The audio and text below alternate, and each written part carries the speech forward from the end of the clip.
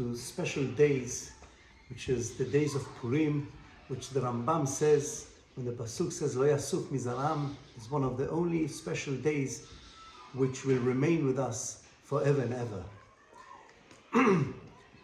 We need to understand what was the issue, what was the problem of Am Yisrael when they participated in Achashverosh's party, that Nigzar Aleim Kliyah, it was decreed on them that they should be destroyed.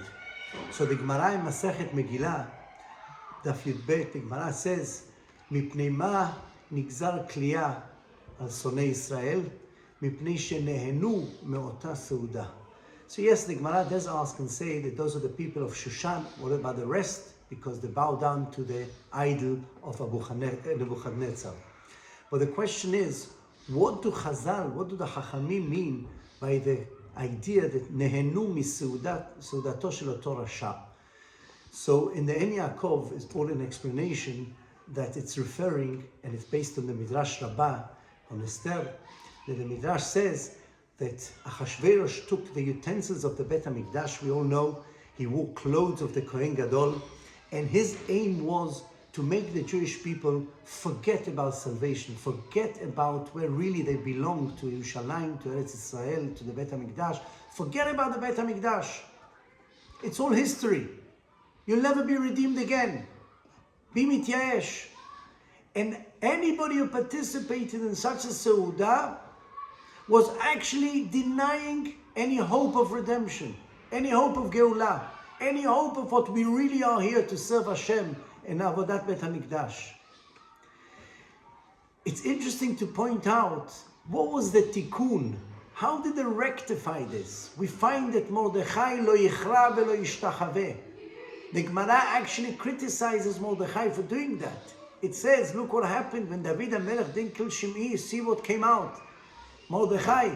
And he caused kin'ah. He caused trouble. But let's understand, what was Mordechai trying to achieve here by not bowing down to Haman al-Rasha? So, the Midrashim bring that Haman had hanged the Avodah Zarah on himself, or made himself an Eloah, and therefore Mordechai wouldn't bow down. But there's something deeper hidden here.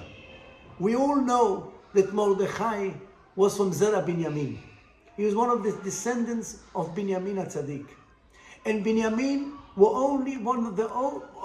the only one who didn't bow down to Esav at the time he was in his mother's womb, the Midrash says. Bimei imo. And he never bowed down. And when Hashem looked where he should bring the Shechina down in Eretz Israel, he chose Chelko shel Binyamin, Yedid Hashem.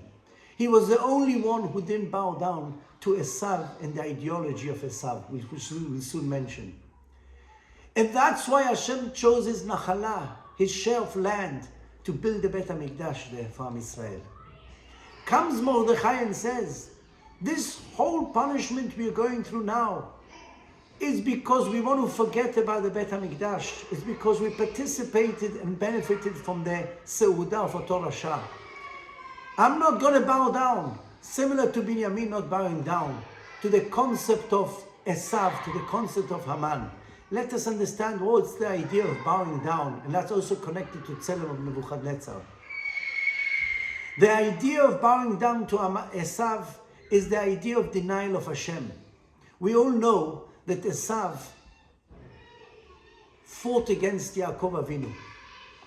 Esav was jealous of Yaakov Avinu. Esav never saw Yad Hashem behind anything. Everything was about denial of Hashem. It says that Yosef was the one who was able to fight Esav because he did the exact opposite. Everything was Hashem. Amalek comes, Asher karecha baderech, comes to cool you off. God is not interfering in this world. He has nothing to do with you. Amalek comes to chill off, to cool off Am Yisrael from Avodat Hashem. Haman comes from the same purpose. Says Mordechai, I'm not going to bow down to Haman. The idea of Mordechai not bowing down to Haman is actually what brought about the Geulah to the Jewish people. Sometimes we see our Gedolim doing things which look strange to us. We should be, more accommodating to other ideas. Mordechai says, no way. we have to try and strengthen the belief and understand that we are Avdei Hashem. We are serving Hashem. And he succeeded. I'll just conclude with a small, beautiful idea. And Eretz Israel, at the current situation now, they're trying to change things.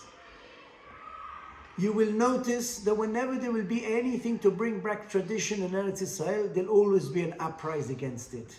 Because it's the emet. We're looking to bring down the Shekhinah. But we have to stand upright, and we have to do and find favor in the eyes of Hashem, prior to finding favor in the eyes of anybody.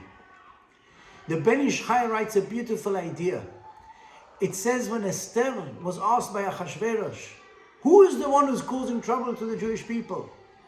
So she responded, Ish tsar ve'oyev Haman hara hazeh. This bad Haman is Ish tsar ve'oyev. And the question that Ben Ish Chai asks, I can't understand. Was there a good Haman and a bad Haman that she referred to him as Haman hara? You have to understand that when Hashem is ma'amid melech kasher ke Haman, when Hashem appoints such a person to suppress the Jewish people, it's for a good cause. He may not mean it. He may not know about it.